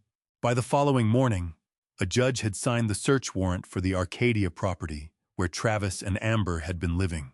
Cordova called Kevin at 7:45 to confirm it had been executed. Kevin drove me home and told me to stay near my phone. The call came at 4:17 that afternoon. It was Kevin. "They executed the warrant," he said. "Harold, they found something at the house." His voice had shifted into the careful register I had learned to pay attention to. In Amber's personal files, a completed divorce petition signed and notarized naming Travis as respondent, and 2 one-way airline tickets to Cancun. Departing in 4 days. I sat down in the kitchen chair. She was leaving him," I said. "She was leaving both of you," Kevin said. "Travis to face the criminal exposure, you to face the debt. She planned to be on a flight to Mexico before either of you understood what had happened." I asked whether she had been detained. Kevin said yes. Cordova's team had moved fast enough that both Travis and Amber were taken in for questioning the same evening the warrant was executed. Neither of them was going anywhere. Kevin called me on a Tuesday morning 3 weeks later. I was at the store when the call came in, standing at the back shelf, restocking a row of cast-iron trivets that had sold down to the last 2 pieces over the weekend. My hands were occupied, and my mind was in the particular quiet state it reaches when the work is physical and familiar. The state where you are present enough to function and detached enough to think. I had been spending a lot of time in that state over the past 3 weeks, moving through the rhythms of the store, the way I had moved through them for 35 years, because routine was the only structure I trusted completely, when everything outside of it felt uncertain. I set down the trivet I was holding and answered on the second ring. They brought them in this morning, Kevin said without preamble, because Kevin had learned over the past several weeks that I did not need easing into things. Travis and Amber. Separate formal interviews with Detective Cordova's unit. Travis and Amber had been brought in for separate formal interviews by Detective Cordova's unit standard of procedure in financial fraud cases, where two parties share criminal exposure because investigators understand that people who have been acting together will almost always stop acting together the moment they are placed in separate rooms with separate consequences laid out in front of them. The logic is straightforward and has proven itself in case after case. Shared guilt is a bond that holds well under ordinary pressure and dissolves almost immediately under the specific pressure of individual accountability. Two people who plan something together will, when separated and confronted with the evidence of what they planned, almost invariably begin to tell different stories about who planned it. Amber's attorney advised her to cooperate, Kevin said. She gave a full statement this morning. She is characterizing the entire scheme as Travis's idea, his planning, his execution. She is saying she was aware of it, but felt pressured and afraid to refuse. Kevin paused in the way he paused when he wanted to make sure the next sentence landed cleanly. It is a self-serving account, and Cordova knows it. But it creates significant complications for Travis regardless of how much of it holds up. I leaned against the back shelving unit and looked out through the store to the front window at the Colorado Boulevard foot traffic moving past outside in the mid-morning light. A woman pushing a stroller, a delivery driver with a hand truck. The ordinary Tuesday morning of a neighborhood that did not know or care what was happening to me. I asked how Travis had responded. He hasn't said anything yet, Kevin said. He lawyered up immediately. But Harold, here's what matters. The documentary evidence does not require either of their statements to be compelling. The paper trail stands on its own. He let that sit for a moment. Amber's cooperation may help her at sentencing. It will not change the underlying facts. Travis's signatures are on 6 disbursement authorizations. Amber's name is on the shell company registration. The storage unit records the Facebook Marketplace account. The forged supplier invoices the credit card fraud. None of that goes away because of what either of them says in an interview room. I thanked him. I hung up. I stood in the back of the store for a few minutes, doing nothing in particular, which was unusual enough that Dot Calloway, who had a clear sightline to my back shelves from her stall, came over at 10:30 and stood at my counter and looked at me with the particular directness she brought to most things. Kevin called, I said before she could ask. And they brought them in this morning. Separate interviews. Dot nodded slowly. She did not say anything for a moment. Then she said, "How are you doing with that?" It was a simple question, and I did not have a simple answer. I told her I was not sure yet, that I had been expecting it, and that expecting something does not always make it easier to receive, that there was a version of what I was feeling that might have been relief, and another version that was something else entirely, something that did not have a clean name, the particular complicated grief of watching a situation you set in motion arrive at the place it was always going to arrive. She nodded again. She went back to her stall. I went back to the trivets. That afternoon, I closed up at 4 instead of 5 and drove home. I changed out of my work clothes and sat at the kitchen table with a glass of water and the particular stillness of a house that has been quiet for a long time. Outside the kitchen window, the backyard was going gold in the late afternoon light, the way it does in the San Gabriel Valley in early summer, when the sun drops low enough to turn everything warm before it goes. My phone buzzed on the table beside me.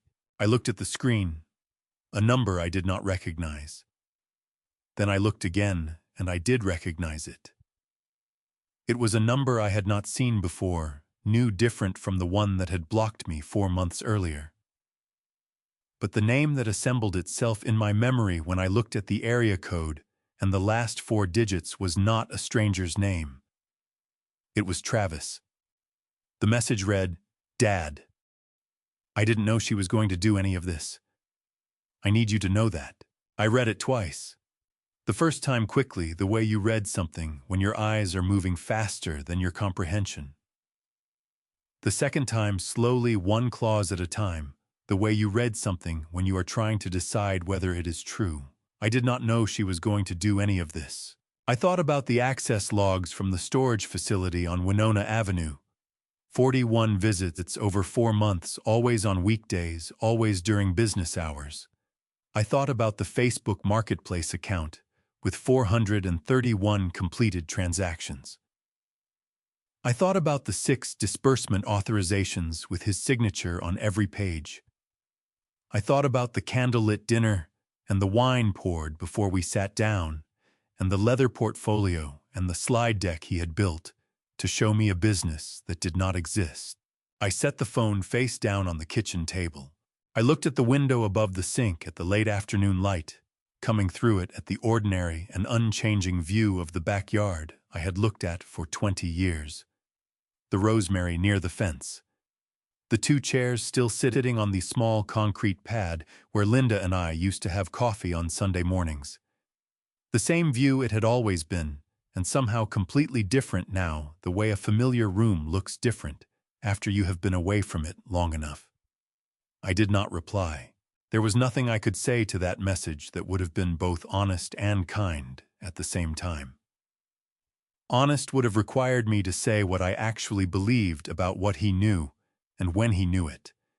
And that was not a conversation I was ready to have through a text message from a number I had never seen before. Kind would have required me to offer something I did not yet have available, some version of reassurance or softness that the past 4 months had not left me with enough to give. So I said nothing. I sat with the specific weight of that silence, the way you sit with something heavy, when you understand that setting it down is not yet possible, and carrying it is the only option remaining. And I let it mean what it meant, which was not nothing and was not everything, and was somewhere in the complicated and unresolved space between those 2 things, where most of the true things in a life actually live. The kitchen got dark around me. I did not turn on the light for a long time. Caroline and Scott came over on a Saturday morning in August, and we sat at the kitchen table together for 3 hours. She brought coffee and a box of pastries from a bakery in Altadena that she knew I liked, and we talked the way people talk when the worst of something is behind them. And what remains is the work of figuring out what comes next. She and Scott had already spoken to Kevin. They knew about the remaining loan balance, the $72,000 that represented the legitimate portion of the guarantee after the fraudulent draws had been separated out by the bank's own fraud review. "We want to cover it," Caroline said. She said it the way she said most things, directly and without theater. Scott and I talked about it. "We have the savings. We want you to keep the store." I looked at my daughter across the table and felt something move through my chest that I did not have a precise name for. Not surprise. I had learned over 34 years that Caroline did not say things she did not mean. Not relief either, exactly, though relief was part of it. It was something older and quieter than either of those words, the feeling of being seen by someone who has known you long enough to understand what you need before you have finished understanding it yourself. "That is not a small amount of money," I said. "No," she said. "It isn't." Scott sat beside her with his coffee cup in both hands, not saying anything, which was exactly right. Scott Hayes was a man who understood when his presence was the thing being offered and when his words would only crowd the room. I had not always appreciated that about him when Caroline first brought him home 6 years ago. I appreciated it completely now. I let that sit for a moment.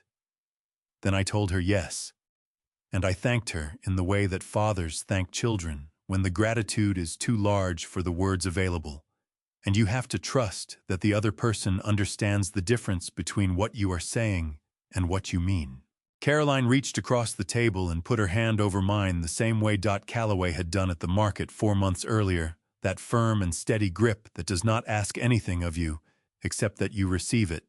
She held it for a moment, and then let go and picked up her coffee, and we sat together in the kitchen for another hour talking about nothing in particular, the way families do when they have survived something and need to remember how to simply be in the same room.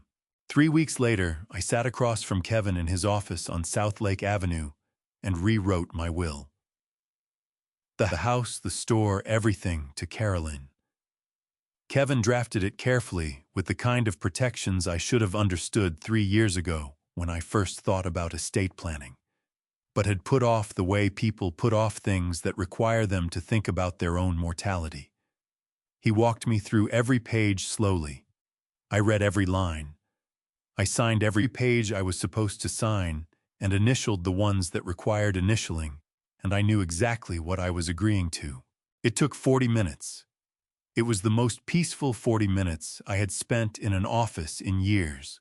In September, Travis sent a letter from the county jail requesting that I post bail. The letter was handwritten 3 pages, and he had clearly worked on it for some time. He said he was sorry. He said he had not understood how far things had gone until they had gone too far to pull back. He said Amber had driven most of it, and that he had been weak and afraid, and had told himself that he would fix it before anyone got hurt, which was the kind of story men tell themselves when they know the truth and cannot face it. I read the letter twice. Then I folded it and put it in the kitchen drawer where I keep things I am not ready to throw away, but am not ready to look at again either. I drove to the county facility on a Thursday afternoon in late September. The visitation room was the kind of room designed to communicate to everyone in it that this is not a place where comfort lives, fluorescent overhead lights and a low ceiling and chairs bolted to the floor in rows. Travis was brought out by a corrections officer and sat down across from me at the table, and I looked at my son in a county jail jumpsuit for the first time in my 67 years of life. He looked thinner. He looked tired in a way that sleep does not fix, the kind of tired that comes from spending months inside your own conscience, with no way out.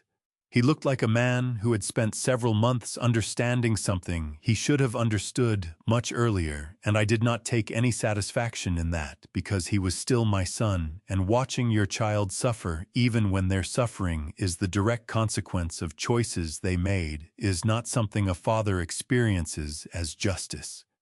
It is just pain, wearing a different set of clothes. I looked at my son for a long time without saying anything. He looked back at me and did not look away, which I noted because looking away would have been easier, and he chose not to. Then I shook my head. I love you, I said. I will always love you, but I will not sign my name again for someone who taught me that my name was just something to use. He nodded once.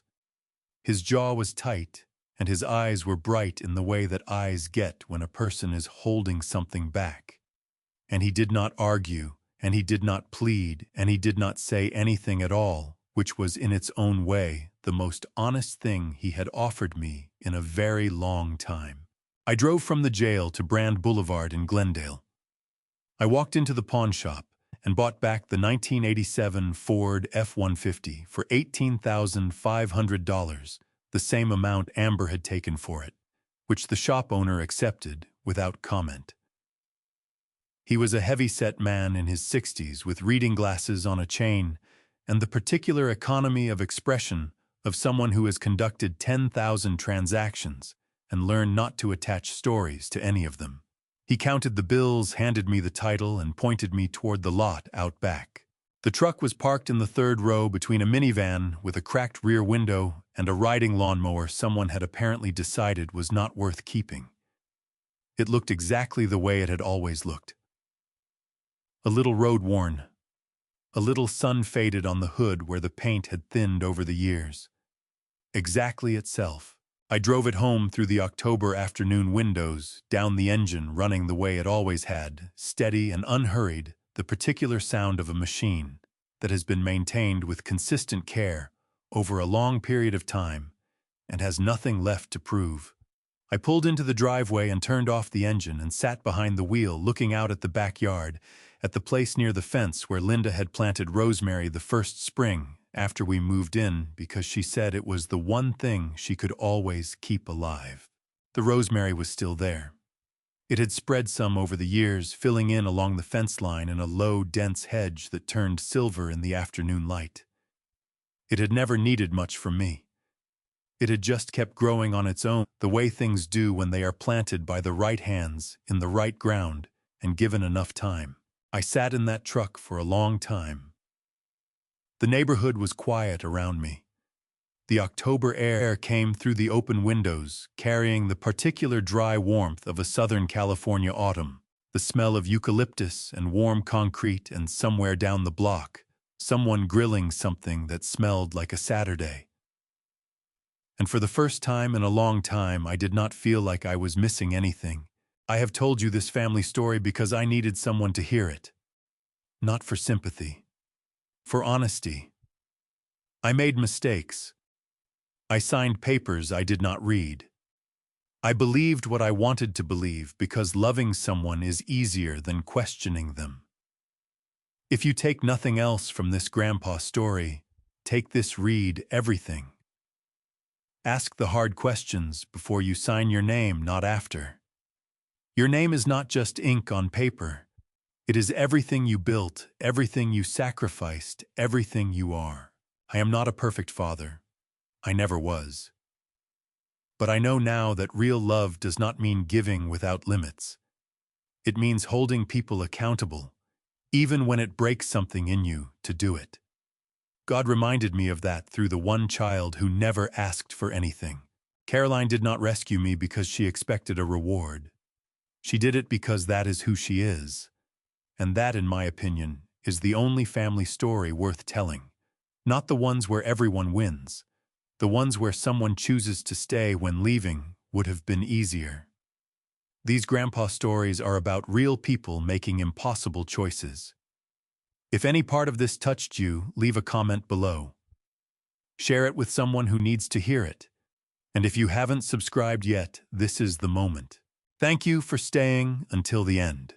The stories ahead contain some fictionalized elements created purely for storytelling and educational purposes.